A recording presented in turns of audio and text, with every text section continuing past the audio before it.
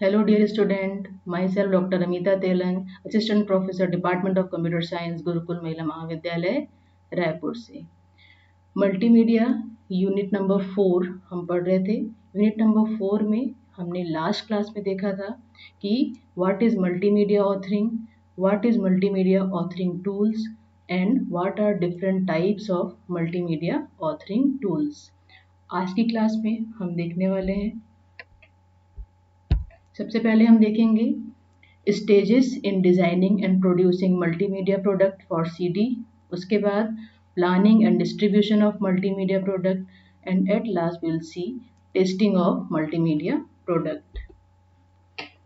तो सबसे पहला टॉपिक है हमारा stages in designing and producing multimedia product for CD. तो यहाँ पर हम टोटल 5 स्टेजेस देखेंगे मल्टीमीडिया को डिज़ाइन करने के लिए।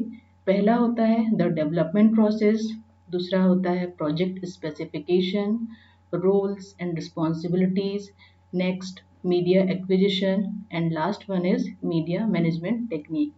तो सबसे पहले हम देखते हैं कि कोई भी मल्टीमीडिया प्रोडक्ट को यदि हमें डिज़ाइन करना है या बनाना है तो उसके लिए सबसे पहला स्टेप होता है the development process. Development process उसकी स्टेप 1 होती है planning multimedia project. Now you need to consider a set of variables that range from how your title should look on screen, what your budget, schedule, resources allow you to accomplish. These are the set of variables you have to consider. Next, the earlier you think about these variables, the more control you will have over the quality, cost and schedule of your project. इस चीज़ का हमें ध्यान रखना है कि जो भी point हमने अभी डिस्कस किए हैं, जिन्हें हम यहाँ पर वेरिएबल्स कह रहे हैं, इन सारे पॉइंट्स के बारे में हमें जल्दी से जल्दी सोचना है ताकि हम क्वालिटी, कॉस्ट और शेड्यूल ये सब डिज़ाइन कर सकें। एक गुड प्रोजेक्ट मैनेजमेंट में हमें क्लियर रहना चाहिए कि कौन सी प्रोसेस में कौन से स्टेप्स हम यूज़ करने वाले हैं। हमें अपना खुद का सिस्टम बनाना है ताकि हम टाइटल डेवलपमेंट को मैनेज कर सकें, जिसमें हम अपना खुद का कुछ क्रिएटिविटी शो कर सकें। और एक टाइटल को डेवलप करने से पहले हमें ये सोचना है कि प्रोजेक्ट जो है उसमें क्या क्या एस्पेक्ट हमें फेस करना पड़ेगा और उसके बाद हमें स्पेसिफिकेशन लिखना होगा। A complete specification explains the audience, concept and purpose of the title. It includes a storyboard that sketches out the content screen by screen and identifies the multimedia effect you want to use.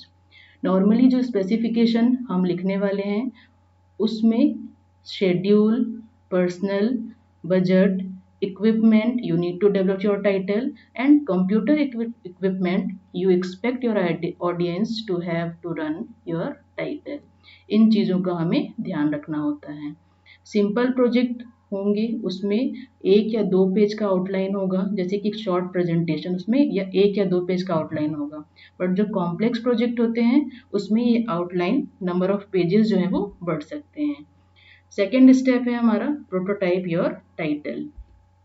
So audience respond strongly to how a title looks on a screen, how information is presented and how easy it is to move around the title.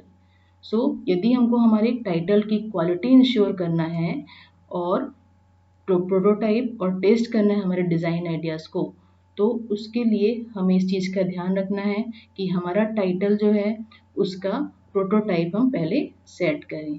The design prototype should specify the font and color to use, how different design and media effect are treated on screen, how the navigation system works and look. After seeing the design, you may want to return to the storyboard to reshape your information. तो यहाँ पर हमारा काम है कि हमें यहाँ पर प्रोटोटाइप डिज़ाइन करना है। प्रोटोटाइप अलग अलग टाइप से आप डिज़ाइन कर सकते हैं। पेपर प्रोटोटाइप होता है, 3D प्रोटोटाइप होता है और भी इस तरीके के अलग अलग टाइप के प्रोटोटाइप होते हैं। आप ये कह सकते हैं कि प्रोटोटाइप एक तरह का ब्लूप्रिंट है हमारे प्रोजेक्ट का, जिसमें हमने हमारे प्रोजेक्ट को ओवरऑल स्पेसिफाई किया है उसके डिज़ाइन को।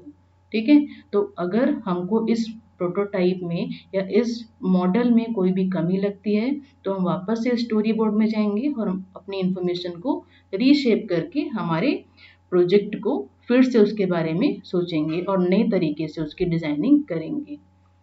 Next, develop the content. Using the specification and design as blueprints, you and your team can develop the content and media effect for your title. यहाँ पर हमको मीडिया डेवलपमेंट के लिए कुछ स्टैंडर्ड्स बनाने की आवश्यकता पड़ेगी। स्टैंडर्ड इसलिए ज़रूरी है क्योंकि हम अपने प्रोजेक्ट में साउंड और वीडियो क्लिप्स यूज़ कर रहे हैं, तो उसकी क्वालिटी क्या होना चाहिए, कलर पैलेट्स जो हम यूज़ करने वाले हैं वो किस तरीके का होना चाहिए। इस फेज में एक एडिटर होगा जो सारे कंटेंट को रिव्यू करेगा और मीडिया होगा जो ये देखेगा कि ये सारे कंटेंट एक साथ वर्क कर रहे हैं या नहीं। स्टेप 4 है ऑथर द टाइटल। सो यहाँ पर जो ऑथरिंग फेज है, यहाँ पर हम कंटेंट और मीडिया को इंटीग्रेट करेंगे इसके फाइनल फॉर्म में। मतलब अभी तक हमारे पास जो भी कंटेंट है और जो मीडिया है, अब हम उनको फाइनलाइज करने वाले हैं। तो इस स्टेप में हम एक प्रोग्रामिंग लैंग्वेज यूज़ कर सकते हैं। हम चाहें तो अपने इफेक्ट को एक फाइल के रूप में इंपोर्ट कर सकते हैं। You need to prepare the content before you can integrate it into final title, and you need to integrate the content and review it on screen to edit it well. Last की जो third और fourth step हैं ये vice versa है। Okay, इसमें से हम किसी भी स्टेप को पहले अप्लाई कर सकते हैं। थोड़ा सा कंफ्यूजिंग है बट इस तरीके से यूज़ किया जा सकता है। ज़्यादातर जो प्रोजेक्ट होते हैं उसमें बहुत सारे मीडिया डेवलपमेंट, ऑथरिंग, रिव्यू और रिवीजन साइकिल्स हो सकते हैं। स्टेप 5 है हमारा टेस्टिंग द प्रोडक्ट।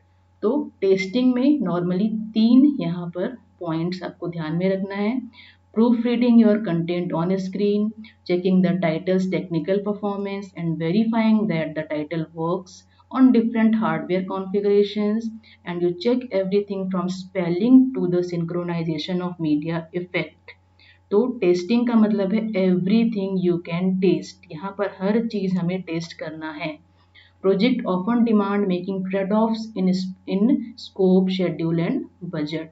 नॉर्मली जो प्रोजेक्ट होते हैं उनकी डिमांड होती है कि जो ट्रेड ऑफ्स है ना, जो करंट में चल रही है चीज़ें उसके अकॉर्डिंग वो प्रोजेक्ट बनाया जाए। बट इस चीज़ को हमें ध्यान में रखना है कि ट्रेड ऑफ सेट करने के चक्कर में कहीं हम अपनी टेस्टिंग के साथ में कॉम्प्रोमाइज़ ना कर लें। ओके, हम इस चीज़ में हम कॉम्प्रोमाइज़ ना करें कि हम टेस्टिंग को कम ध्यान दे रहे हैं और बाकी जो चीज़ें हैं उसमें हम ज़्यादा कंसंट्रेट कर रहे हैं। इससे हमारा प्रोजेक्ट जो है वो थोड़ा सा अट्रैक्टिव नहीं बन पाएगा और कॉम्प्रोमाइजिंग हो जाएगा। टेस्टिंग एक अनअवॉइडेबल रूल है, इसे हम कभी भी अवॉइड नहीं करें क्योंकि टेस्टिंग नहीं करेंगे तो हमारा मल्टीमीडिया प्रोजेक्ट फेल भी हो सकता है। You must test or review your project or website to ensure it is bug-free, accurate, operationally and visually on target and achieving the objective or target. Testing is not an easy process. सबसे important चीज़, testing एक बहुत easy process कभी भी नहीं है। यहाँ पर हमको हर एक फीचर और हर एक फंक्शन की एक्सरसाइज करनी है, हर बटन या लिंक को क्लिक करना है और ये चीज़ बार बार तब तक करते रहना है जब तक कि हर कंडीशन में और हर प्रकार के हार्डवेयर में ये सक्सेसफुल ना हो जाए। लेवल्स ऑफ टेस्टिंग, 2 लेवल होते हैं टेस्टिंग के, एक होता है अल्फा टेस्टिंग और एक होती है बीटा टेस्टिंग। इनिशियल लेवल पे या early stage of development phase, इस पे जो टेस्टिंग होती है वो अल्फा टेस्टिंग होती है और इसमें जो टेस्टर्स होते हैं, मतलब जो टेस्ट करने वाले पर्सन हैं, वो यूज़र, सेलेक्टेड यूज़र्स या फ्रेंड्स हो सकते हैं या फिर टीम मेंबर, हमारे प्रोजेक्ट के टीम मेंबर हैं वो भी यहाँ पर हो सकते हैं, क्योंकि वो पॉजिटिव क्रिटिसिज्म या फीडबैक देंगे जिससे हम अपने एप्लीकेशन को या अपने जो अपना प्रोजेक्ट है उसको इनिशियल लेवल पे सुधार सकें। इसके बाद सेकंड होता है हमारा बीटा टेस्टिंग। बीटा टेस्टिंग जो होता है वो हमारे प्रोडक्ट के फाइनल रिलीज के जस्ट पहले होता है। मतलब जो हमारा फुल्ली फंक्शनल प्रोजेक्ट है या प्रोडक्ट है वो बग फ्री है या नहीं, ये चीज़ चेक करना हमारा काम है। यहाँ पर ये हमारा फाइनल टेस्टिंग है। ओके, तो यहाँ पर मेन इंटरेस्ट है बग्स को और कंटेंट एरर को फाइंड करना। और जो टेस्टर होंगे वो रियल यूजर्स होंगे। यहाँ पर हमको ऐसे पर्सन्स को एज ए टेस्टर नहीं लेना है जो हमारी टीम के मेंबर हैं या हमारे फ्रेंड्स हैं या हमारी फैमिली हैं, जो भी हैं। ओके, तो बहुत नियर एंड डियर पर्सन्स यहाँ पर ना हो, जो रियल यूजर्स हैं, जिन्हें हम जो हमारे प्रोडक्ट को यूज़ करने वाले हैं वो इसे टेस्ट करें, तो इसे हम कहते हैं बीटा टेस्टिंग। ओके, इन टेस्टर से जो फीडबैक आएगा वो बहुत इंपॉर्टेंट होता है। इस फीडबैक से ही हमें पता चलेगा कि हमारे प्रोजेक्ट में क्या एरर्स और क्या क्या प्रॉब्लम्स हैं। Next step 6, distribution of multimedia project.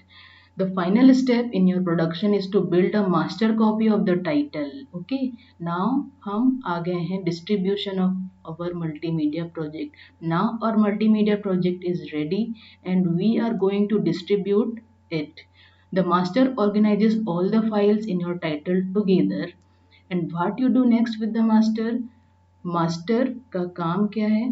जो भी फाइल्स हैं हमारे टाइटल की, उनको सभी को एक साथ रखना, उसको लोकेट करना और उसको रिट्रीव करना ज़रूरत पड़ने पर। ओके, अब इसके बाद में मास्टर क्या करेगा, ये हमारे प्लान पे डिपेंड करता है कि हम किस तरीके से टाइटल को डिस्ट्रीब्यूट करने वाले हैं। फॉर एग्जांपल, यदि हमने एक स्मॉल ग्रुप के लिए प्रेजेंटेशन प्रिपेयर किया है तो हम सिंपली उसकी कॉपी को फ्लॉपी डिस्क में उस पर्टिकुलर ग्रुप को प्रोवाइड कर देंगे। बट यदि हमने एक टाइटल सेल करने के लिए रेडी किया है तो हमको उसकी बहुत सारी फ्लॉपी डिस्क और सीडी रोम्स में उसकी कॉपीज रेडी करना पड़ेगा ताकि हम उसको सेल कर सकें। Okay, the equipment involve in replicating a title on CD ROM is expensive. यहाँ पर इस चीज़ का ध्यान रखना है कि अगर हम सेल कर रहे हैं तो सीडी रोम में हमें अपने प्रोजेक्ट को लेना होगा। तो सीडी रोम में अपने टाइटल को रेप्लिकेट करना एक्सपेंसिव होता है, इसके लिए हमको स्पेशलाइज्ड पर्सन की टीम को लेना होगा। Finally, the last scale of the product development is delivering or deployment. Finally, हमको अब यहाँ पर डिलीवरी करना है, तो you need to know which medium you want to use for delivery. For website, you can just upload through to the server and adjust some setting. Okay. Now, for more complex application where installation into user's computer is needed, we must take care of following points. Okay, तो ये बात हुई web पे या delivery point जो है वहाँ पर डिलीवरी करनी। बट यदि हमको यूज़र के कंप्यूटर में इंस्टॉलेशन करना है तो उसके लिए हमें कुछ चीज़ों का ध्यान रखना है। Installation should be smooth, easy and fast so that the user can start using your application as soon as possible. It is frustrating that after all the efforts, your application is not usable due to installation error. Documentation is another aspect you need to look into, especially when it involves installation process. इस चीज़ पे मैं ध्यान देना चाहूँगी आप लोगों को कि डॉक्यूमेंटेशन बहुत ज़्यादा इम्पॉर्टेंट है। जब भी आप कोई प्रोडक्ट बना रहे हैं, उसे डिलीवर कर रहे हैं और किसी यूज़र के कंप्यूटर में वो इंस्टॉल हो रहा है, तो कभी कभी बहुत सारे प्रॉब्लम्स आते हैं उसको इंस्टॉल होने में, या फिर उस प्रोडक्ट को समझने के लिए यूज़र को कुछ नीड चाहिए, हेल्प चाहिए है, तो वहाँ पर हम उसको डॉक्यूमेंटेशन के थ्रू वो हेल्प प्रोवाइड कर सकते हैं जिससे वो इंस्टॉलेशन प्रोसेस को और हमारे प्रोडक्ट को अच्छी तरह से समझ सके। हमको यहाँ पर clear step by step procedure भी देना होगा यूज़र को, और डॉक्यूमेंटेशन जो होगा उसमें कैसे प्रॉब्लम्स आ सकते हैं और उसको सॉल्व कैसे करना है, मीन्स ट्रबल शूटिंग, इसको भी जिक्र करना ज़रूरी है डॉक्यूमेंटेशन में। Often a file name readme.txt is a good thing to include in your distribution CD of your project. So students, इस पूरे चैप्टर में अभी तक हमने जो चीज़ पढ़ी है कि किस तरीके से हम एक मल्टीमीडिया प्रोडक्ट को डेवलप करेंगे, कैसे उसे हम टेस्ट करेंगे और कैसे हम उसको फाइनली डिस्ट्रीब्यूट करेंगे। ओके, नेक्स्ट क्लास में जो हमारे बचे हुए टॉपिक्स हैं उनको हम कवर करेंगे। तब तक के लिए आप सभी से रिक्वेस्ट है कि अपनी पढ़ाई पे अच्छी तरह से ध्यान दीजिए। All the best.